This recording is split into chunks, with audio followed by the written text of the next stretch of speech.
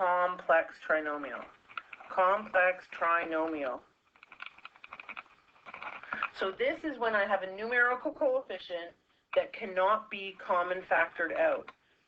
So if I look at this, 6x squared plus 7x minus 20, I'm looking at this trinomial. I have three terms, and I do not have a common factor.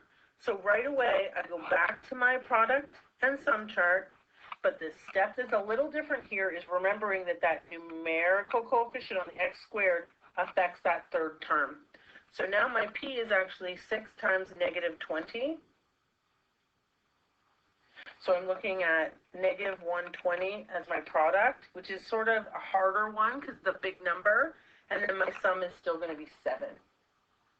So right now I'm sort of looking at two terms that are going to multiply to 120.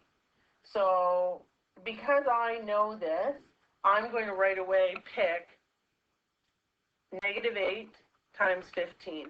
You will, in fact, have to go through different multiples of 120 to be able to find this. The bigger the multiple, the smaller the gap they have. And remember, we want them to add to 7.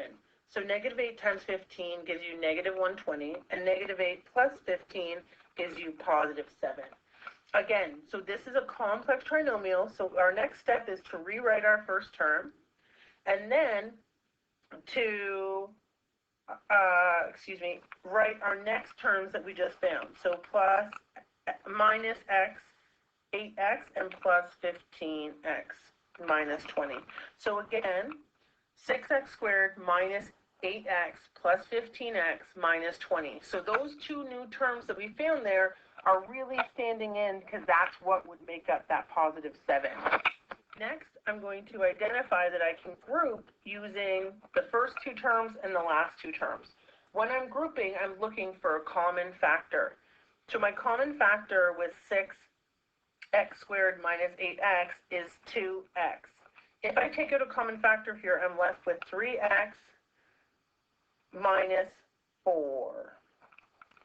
Next, my common factor is 5. So I take out my common factor of 5, so plus 5, and I'm left with 3x minus 4. So remember, I'm dividing each one of those terms by 5. Now I see that I have a common bracket in each, so I write that common bracket, 3x minus 4, and what I'm left with is 2x plus 5.